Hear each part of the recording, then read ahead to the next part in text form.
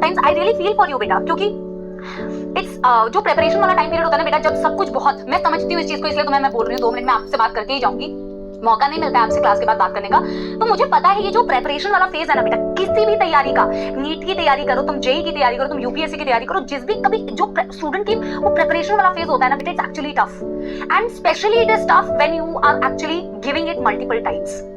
बहुत टफ होता है यार, कई बार ऐसा लगता है यार मेरी जिंदगी ऐसे क्यों है, मैं कुछ एंजॉय क्यों नहीं कर पा रही, होता है ऐसा, डिमोटिवेटेड फील होता है, लग रहा है वही चीजों को पढ़े जा रहे हैं, वही चीजों को करे जा रहे हैं, सबकी जिंदगी इतनी मस्त है यार, ना कहीं घूमने जा पा रहे हैं, ना मतलब टाइम वेस्ट करो, जरा सा भी टाइम वेस्ट कर दिया तो गिल्ट फील होने लगता है कि यार मैंने तो ये कर लिया, गिल्ट होने लगता है अंदर से।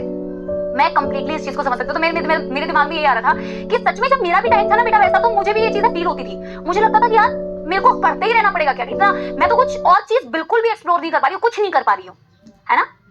बट यार देखो,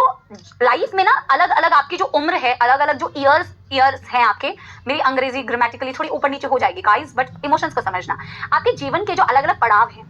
जीवन के जो अलग अलग पड़ाव है उनकी डिमांड अलग अलग होती है, ठीक है ना। तो जो अभी आपकी डिमांड है ना लाइफ की, वो एकेडमिक्स वाइज आपको अच्छा करना है, यही आपके लाइफ की डिमांड है, समझ रहे हो। और बेटा समझना इस चीज को मेरे, ऐसा नहीं है कि आगे जब आपकी लाइफ इस पड़ाव को आप क्रॉस कर लोगे, या मैं जिस पड़ाव में अभी हूं उसमें स्ट्रगल्स नहीं है बेटा, इनके अपने स्ट्रगल्स होते हैं, ठीक है ना, सबके अपने अपने स्ट्रगल्स होते हैं, लेकिन यस जिस टाइम पीरियड में जिस चीज की डिमांड होती है, अगर आप उस चीज को अच्छे से फुलफिल नहीं करते हैं ना बेटा, तो आपकी आने वाली जिंदगी में बहुत मुश्किलें हैं बेटा, और जिंदगी में मुश्किलें ही हैं। आप अगर बेटा, मैं बार बार एक ही बात पे आपको फोकस करने के लिए कहती हूँ, अगर आप सक्सेसफुल नहीं बनेंगे, अगर आप सक्सेसफुल का मतलब बेटा सबसे पहले है एक अच्छा करियर होना, एक अच्छे कॉलेज में जाके अच्छी डिग्री लेके,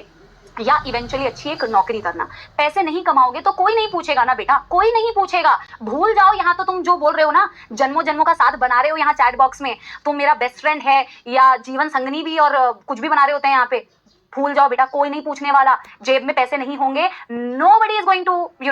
इवन टॉक टू यू,